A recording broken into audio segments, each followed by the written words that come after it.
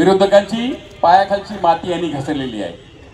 मतांची आकडेवारी माहिती आहे, 3 आमदार आपल्याकडे आहेत, कोणाकडे एवढे आमदार नाहीत। आपल्याकडे नगरसेवक आहेत, पंचायत समिती जिल्हा परिषदेचे मेंबर आहेत, 21 लाख मतांपैकी 60 लाख मतदार आपल्याकडे आहेत। हे जरी असलं तरी 60% मतदार आपल्याकडे आहेत। हे जरी असलं तरी आपला संबंध ग्रामीण भाग म्हणजे तलासरी, वाडा, जव्हार, मोखाडा, विक्रमगड, डहाणू आपले राजेश पाटील आप्पा सगळ्यांनी पिंजून काढलाय। निवडणूक आहे, राजकारण आहे, डेमोक्रेसी आहे, सगळे येणार जाणार, विजयी हा आपलाच उमेदवाराचा होणार हे सगळे जाणतात। आमचे सगळी बाई म्हणाल त्याप्रमाणे जाती धर्माच्या नावाने मतं मागतात, घाबरवून मतं मागतात। आमच्याकडे काही एक मशालवाले आले, त्यांनी अल्पसंख्याकांना साथ घातली की यांना मतं दिली तर हे अमुक अमुक ठिकाणी होतील, आप्पा त्याचं उत्तर देतील। पण मी तुम्हाला सांगतो, आपली डेमोक्रेसी, आपली घटना एवढी मजबूत आहे की एक नाही 10 मोदी तयार झाले तरी आपली घटना बदलू शकणार नाही। मोदी काय, मोदीचा बाप जरी आला तरी आपली घटना बदलू शकणार नाही। त्यामुळे तुम्हाला एकच सांगतो, खास करून अल्पसंख्याक आणि आपल्या सगळ्या बंधूंना, की इथे आपला उमेदवार कसा पाहिजे तर काम करणारा पाहिजे, की सर्व जाती धर्माच्या लोकांना गेल्या 4 वर्षामध्ये 2.5 वर्ष ह्यांची कोविड काळात गेली आणि कोविड काळामध्ये असं यांनी एकही गाव नसेल की त्यांना स्वतःला कोविड झाला तर 21 दिवस घरात राहिले, बाकी सर्व दिवस घराघरात फिरलेत।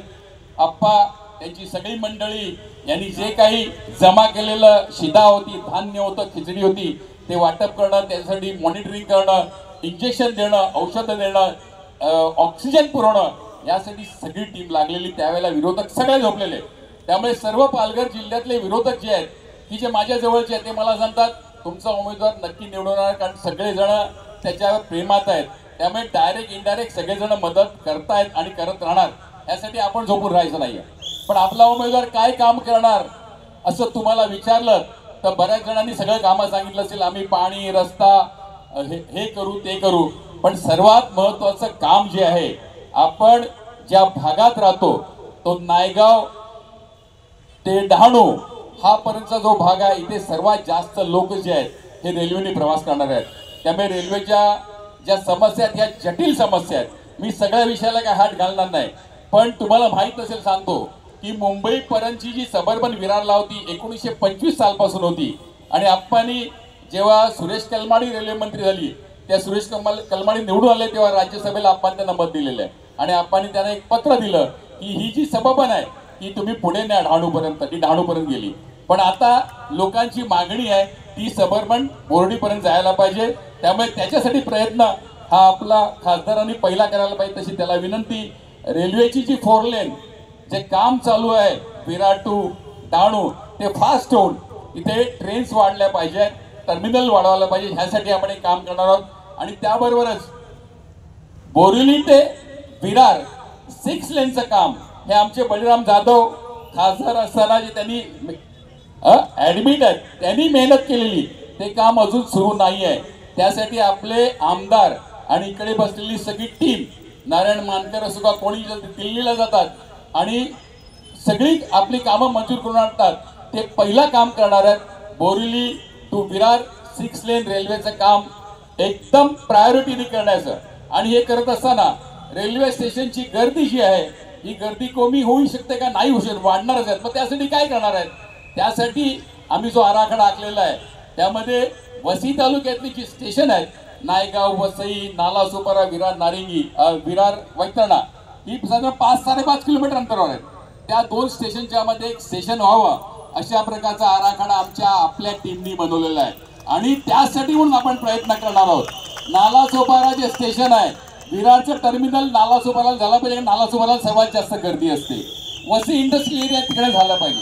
हे करत असतानाच गेले 125 वर्ष झाले, जसं मुंबई सेंट्रलला टर्मिनल आहे, जसं कुर्ल्याला टर्मिनल आहे, विटीला टर्मिनल आहे, ते टर्मिनल पुढे आलेलं नाही आहे, कारण जागेचा प्रश्न आहे। जागा आप्पा आणि त्यांच्या मंडळींनी रेल्वेचं जे MRVC जे आहे, रेल विकास कॉर्पोरेशन आहे, त्यांना जागा दाखवलेली आहे की नायगाव आणि वसईच्या मध्ये जी जागा जी आहे, जी शासनाची जागा आहे, मिठागराची जागा आहे, तिथे एक मोठं टर्मिनल बनू शकते आणि ते टर्मिनल उपयोगाचं कसं आहे, तिथून दिवा लाईन जाते, दिवा लाईन कुठपर्यंत जाऊ शकते, मद्रास चेन्नई साऊथला जाऊ शकते, कलकत्त्यापर्यंत जाऊ शकते, तिथे ट्रेन्स वाढू शकतात. त्यानंतर इथून वेस्टर्न रेल्वेला गुजरात, राजस्थान, MP, दिल्ली, काश्मीर पर्यंत जाऊ शकतात. हे मोठं काम, टर्मिनलचं काम घेण्याचं एक मोठं शिवधनुष्य या सगळ्या मंडळींनी उचललं. त्यासाठी आपल्या सगळ्यांना विनंती आहे, आपण कार्यकर्ते आहेत, आपण मतं देणार आहेत, पण आपण हा मेसेज या सगळ्यांचा सगळ्या मतदारांकडे पोहोचवा की या आमदारांनी, या होणाऱ्या खासदारांनी आणि या आमच्या नेत्यांनी हा विचार केलेला आहे की पुढे आम्ही काय करणार आहोत. बाकी प्रश्न येतात, प्रश्न सुटतात, पण मी तुम्हाला एकच ठामपणे सांगतो की लोकांपर्यंत जाणारा, लोकांना भेटणारा, सातत्याने लोकांच्या जोडीला राहणारा असा आपला संजय आप्पा असो का क्षितिज असो किंवा राजेश पाटील असो, ही सगळी मंडळी आपल्या सगळ्यांना नेहमीच भेटणारी आहेत. म्हणून तुम्ही सगळ्यांना लोकांना सांगायचं आहे की आमच्या या उमेदवाराला चांगल्या मतांनी निवडण्यासाठी म्हणून आपलं मत हे द्यायलाच पाहिजे, आपण मतदानाला यायलाच पाहिजे. एवढंच सांगण्यासाठी इथे मी आलो. धन्यवाद, नमस्कार, जय हिंद, जय महाराष्ट्र.